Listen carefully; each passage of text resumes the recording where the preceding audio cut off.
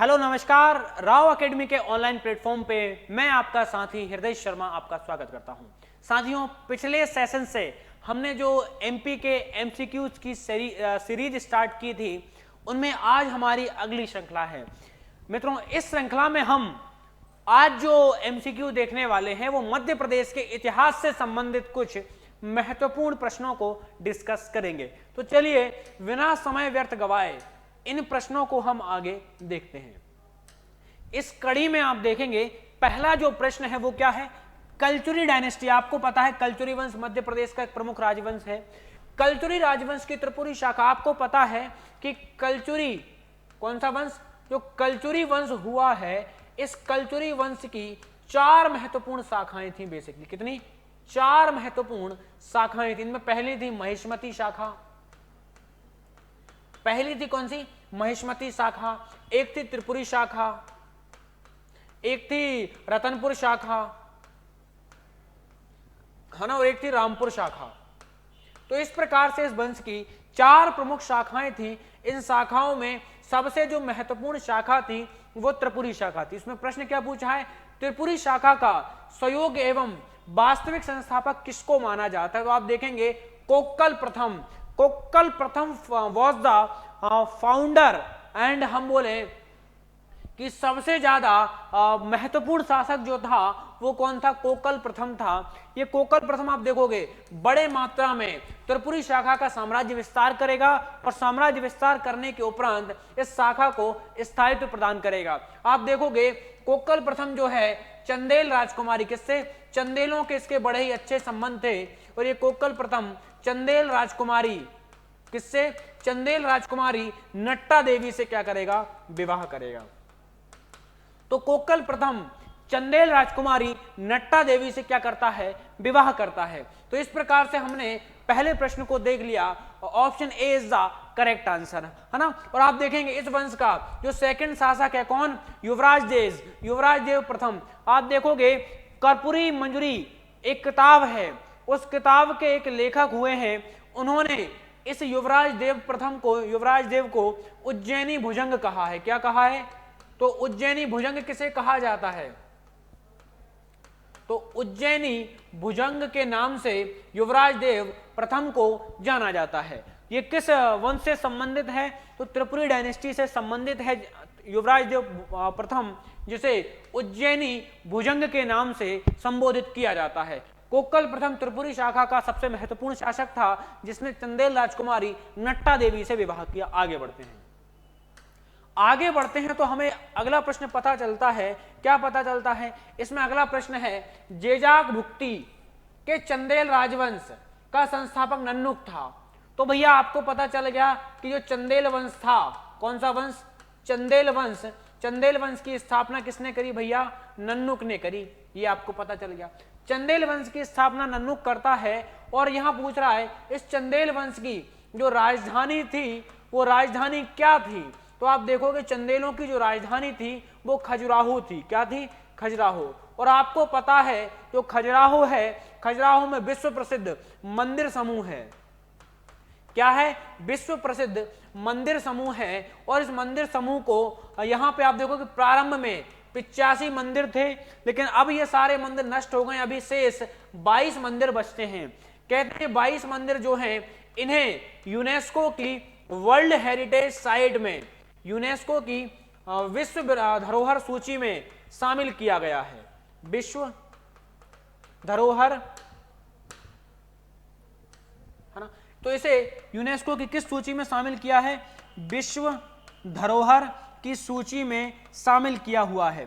और यह सूची में 1986 में शामिल किया है। और यहां पे जो मंदिर हैं ये कामुक शैली में बनाए गए हैं, है ना।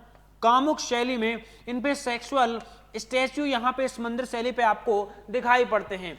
जो आपका खजुराहो मंदिर समूह है, इस खजुराहो मंदिर समूह का जो सबसे बड़ा मंदिर है साथियों, वो सबसे बड़ा मंदिर कौन सा है? तो आप देखोगे जो सबसे बड़ा मंदिर यहाँ का है वो कंदरिया महादेव मंदिर है। कौन सा?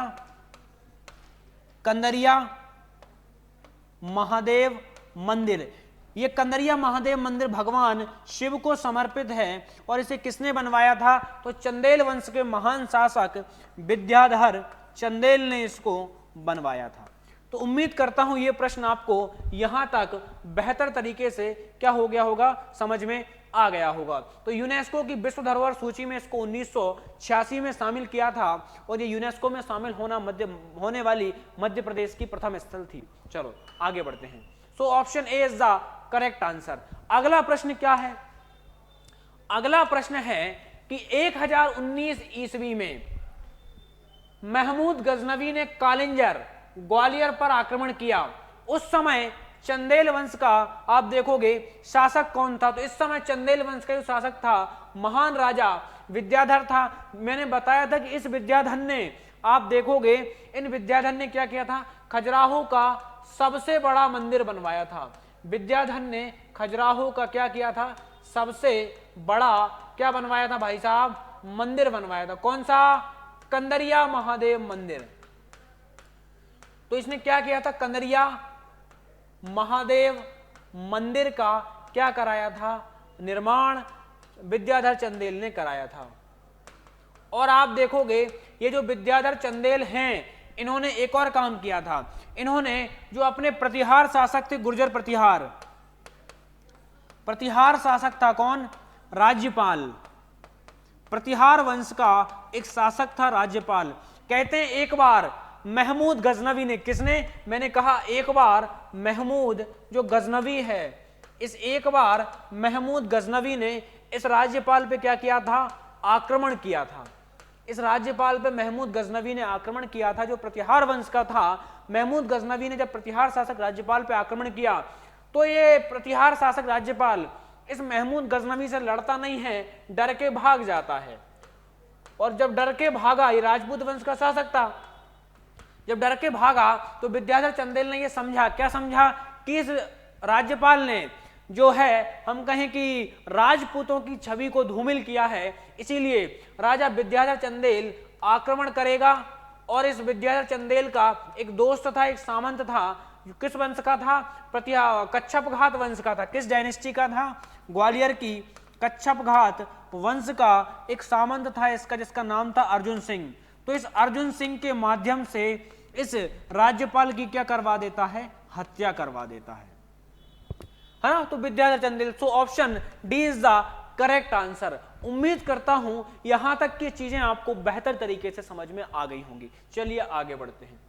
आगे बढ़ते हैं तो हमें पता चलता है कि भैया जो मालवा है, आप देखोगे जो मालवा है, मालवा में स्वतंत्र मुस्लिम सल्तनत की स्थापना किसने की? आप जानते हो कि भैया भारत में भी मुस्लिम, मध्य प्रदेश में जो मालवा है, मालवा में मुस्लिम सल्तनत आती है। कौन सी सल्तनत?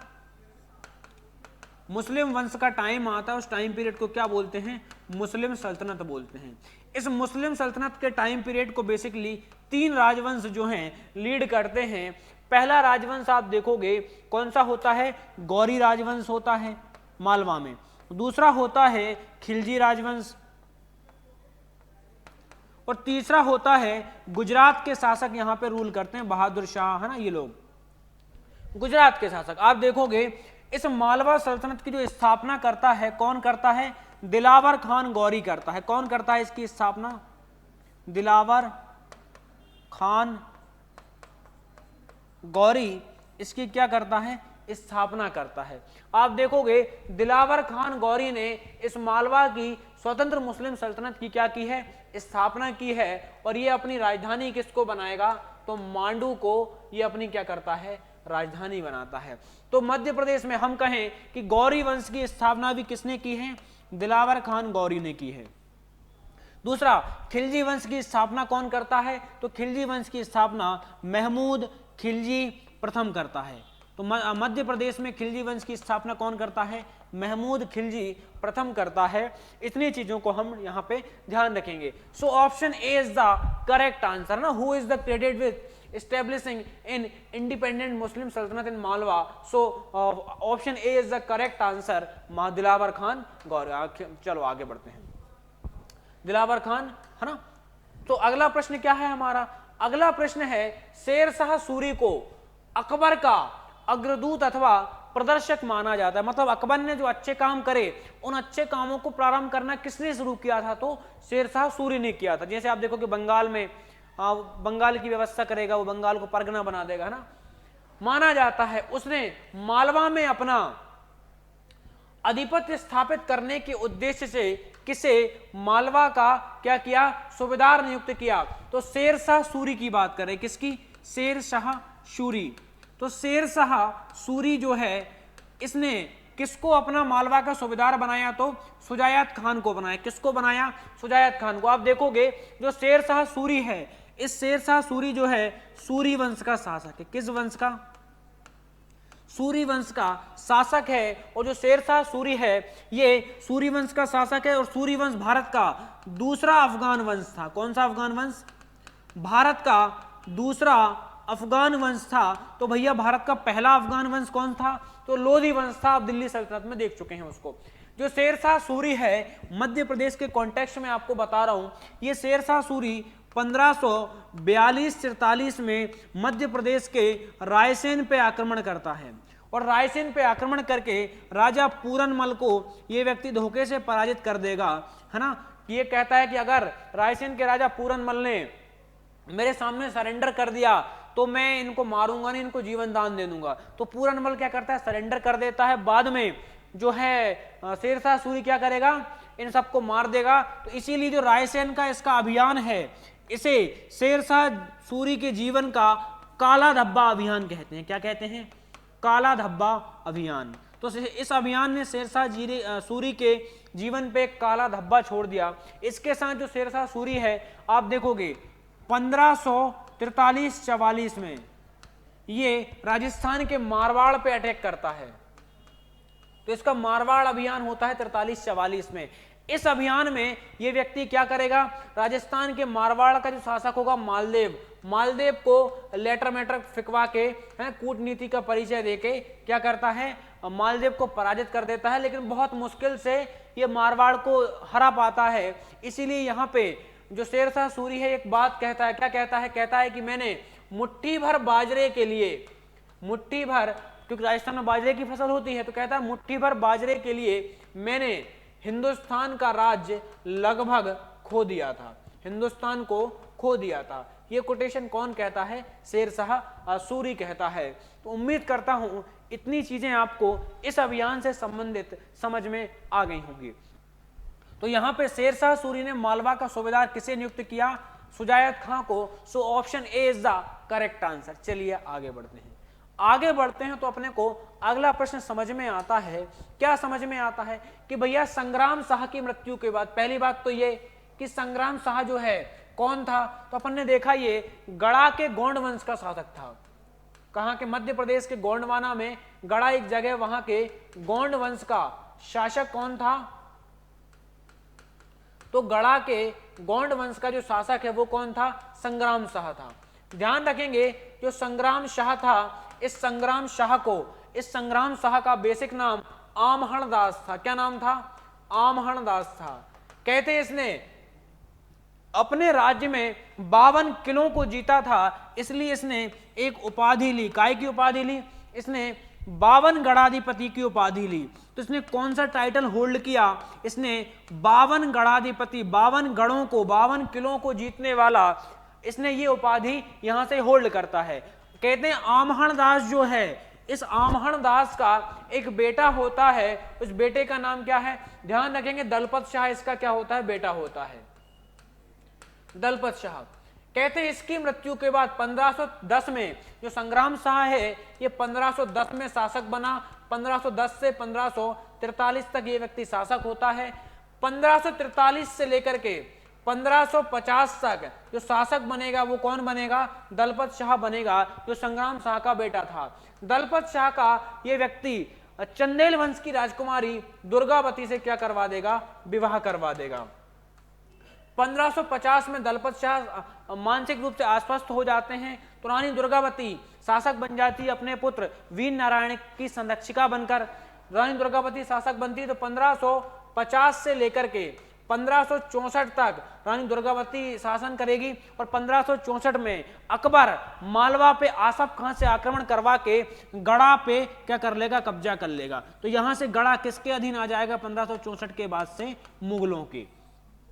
तो उम्मीद करता हूं यहां तक की चीजें आपको बेहतर तरीके से समझ में आ गई होंगी। ध्यान रखेंगे, जो क्या पूछा, संग्राम शाह की मृत्यु के बाद गढ़ा मंडला का शासक कौन बना, Dalpat Shah. So option B is the correct answer. Dalpat Shah की पत्नी रानी दुर्गावती 1550 में शासक बनती हैं, है ना, और अपने इनका पुत्र वीर नारायण था, रानी दुर्गावती इसकी संरक्षिका बन जाती हैं।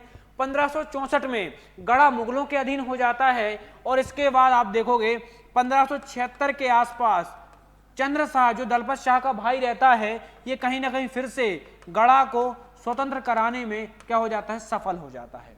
तो उम्मीद करता हूं इतनी चीजें आपको समझ में आ गई होंगी। So option B is the correct answer. चलिए आगे बढ़ते हैं।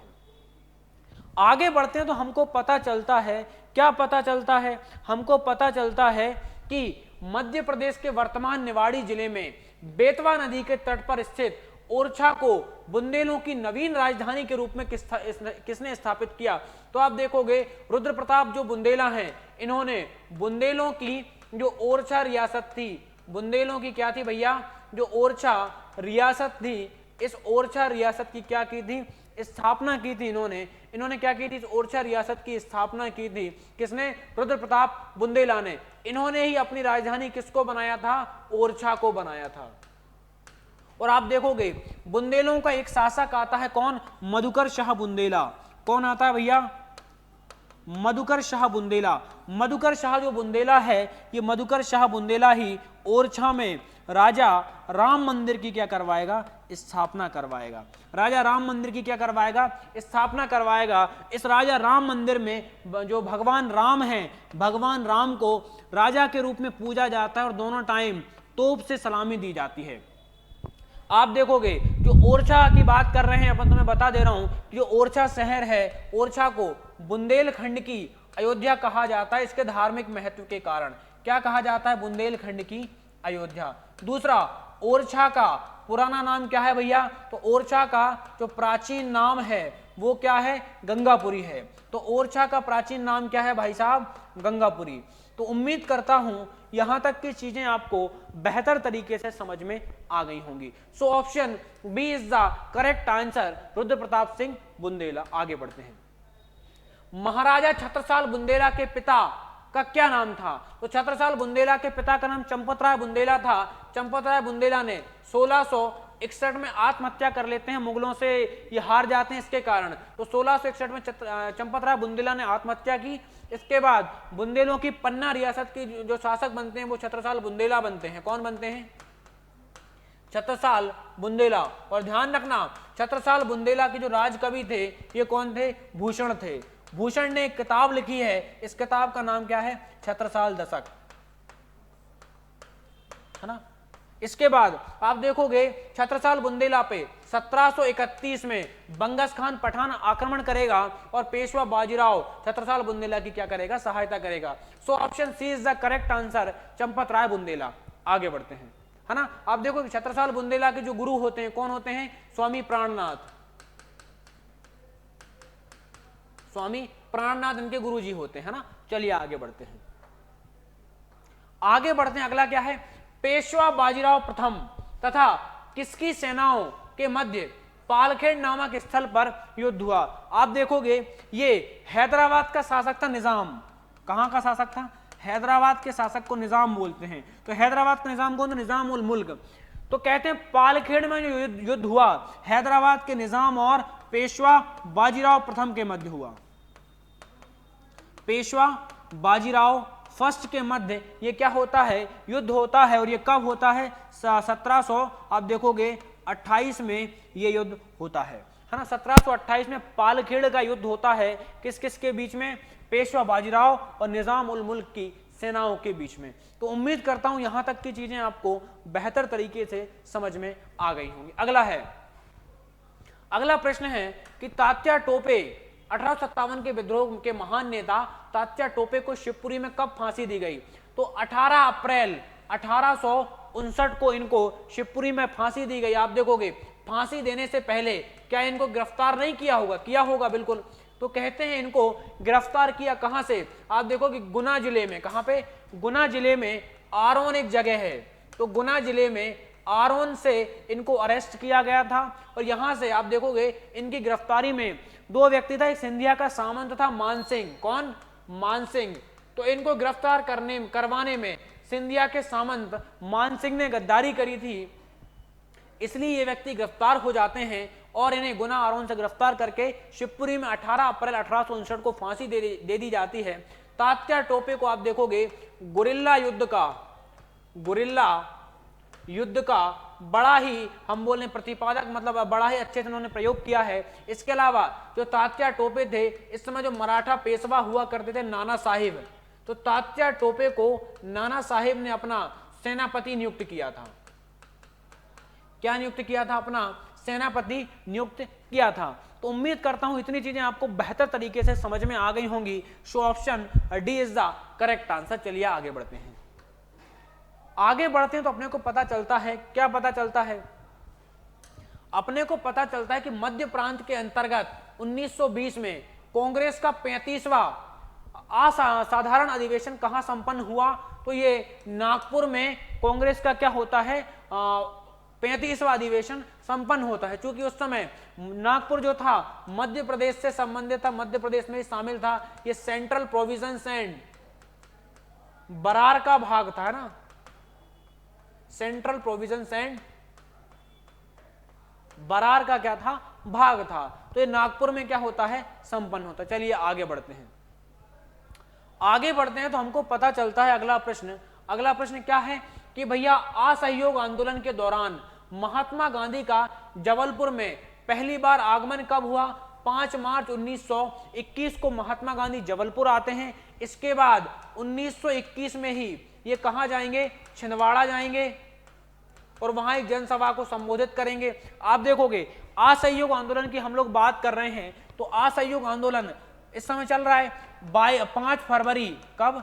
5 फरवरी 1922 को गोरखपुर में चोरा चोरी कांड होता है, जिसमें 22 पुलिस वालों को गुस्साई भीड़ जो है जला करके मार देती है।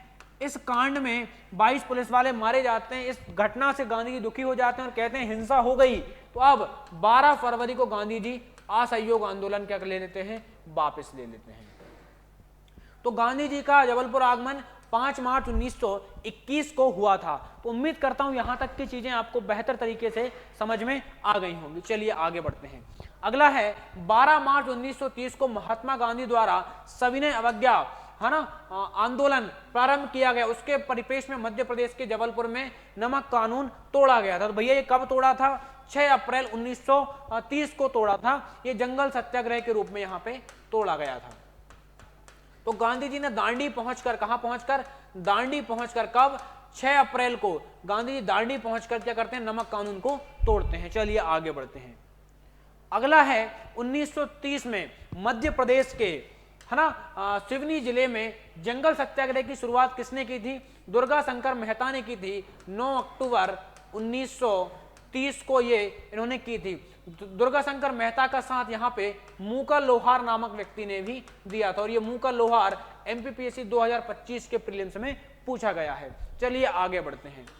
आगे बढ़ते हैं तो पता चलता है भोपाल राज्य के मूल संस्थापक कौन थे? तो भोपाल राज्य की स्थापना किसने की थी? दोस्त मोहम्मद खान ने 1724 में भोपाल राज्य की स्थापना की थी और इन्होंने अपनी राजधानी किसको बनाया था? भोपाल को बनाया था। इसके बाद इनका बेटा आएगा कौन? यार मोहम्मद खान। तो कहते हैं कि जो यार मोहम्मद खान है ये अपनी राजधानी जगदीशपुर को जीतता है और जगदीशपुर जो है, जगदीशपुर का नाम बदल के इस्लाम नगर कर देता है और इस्लाम नगर को क्या बनाता है? अपनी कैपिटल बनाता है। सो option A is the correct answer, दोस्त मोहम्मद खान। आगे बढ़ते हैं। आप देखेंगे कि यहां पे अगला प्रश्न पूछा है, ये एमपीपीएससी 2020 में पूछा गया प्रश्न है कि बोधन दउआ किसका सेनापति था? आप देखोगे शाहगढ़ गढ़ाकोटा एक रियासत थी सागर जिले में। शाहगढ़ गढ़ाकोटा। तो शाहगढ़ गढ़ाकोटा रियासत के राजा थे कौन? बख्तबली। तो बख्तबली का एक सेनापति और सलाहकार था कौन? बोधन दउआ। बोधन दउआ। तो कहते हैं बोधन दउआ जो थे शाहगढ़ के राजा बख्तवली के सेनापति थे और बख्तवली ने बोधन दउआ की सहायता से ही 1857 के विद्रोह के टाइम पे शाहगढ़ के किले पे कब्जा किया था। बाद में अंग्रेज इसको पुनः से जीत लेते हैं। सो option A is the correct answer. आगे बढ़ते हैं। अगला प्रश्न है कि 1842 के बुंदेला विद्रोह में प्रथम भागीदारी देने वाले हृदय शाह किस स्थान के शासक थे? तो आप देखोगे हीरापुर के राजा थे और हीरापुर जो है किस जिले में आता है भैया? नरसिंहपुर जिले में आता है। तो नरसिंहपुर में हीरापुर के राजा थे, इनको यहाँ पे अरेस्ट कर लिया जाता है और आप देखोगे इसके बाद 1857 का विद्रोह हो रहा है। हीरापुर के राजा हृदय शाह का एक बेटा होता है, कौन? मेहरबान सिंह लोधी। कौन होता है? मेहरबान सिंह लोधी। तो कहते हैं हीरापुर का जो बेटा राजा था हृदय शाह, इसने 1842 की बुंदेला विद्रोह में भाग लिया और 1842 की बुंदेला विद्रोह जो था इसकी लीडरशिप किसने करी? राजा पारीक्षित ने इसकी क्या करी थी? लीडरशिप करी थी। इसके बाद हृदय शाह ने 1842 के बुंदेला विद्रोह में भागीदारी दी। हृदय शाह का बेटा मेहरबान सिंह लोधी ये 1857 के विद्रोह के टाइम पे ये व्यक्ति क्या करेगा? विद्रोह करेगा। So option D is the correct answer. Hirapur के राजा थे हृदय शाह। अगला क्वेश्चन, अगला अंतिम प्रश्न हमारा जो बनता है वो ये है कि ताम्र पाषाण संस्कृति से संबंधित जो स्थल है कायथा, कायथा की खोज किसने की थी? बी.एस. वांकड़कर साहब ने कायथा की खोज की थी। और जो कायथा है ये किस जगह पे है? उज्जैन में है। तो कायथा किस जगह पे स्थित स्थल है? उज्जैन में स्थित एक स्थल है कायथा। कायथा की खोज किसने की थी? बी.एस. वांकड़कर ने की हुई थी। तो उम्मीद करता हूं यहां तक के प्रश्न जो हैं आपको बेहतर तरीके से समझ में आ गए होंगे। तो चलिए आगे आप जो भी ऑनलाइन कोर्स लेना चाहते हैं राव एकेडमी के एप्लीकेशन में, उसमें आप हृदय 50 नाम का कोड यूज कर सकते हैं। चलिए थैंक यू, धन्यवाद।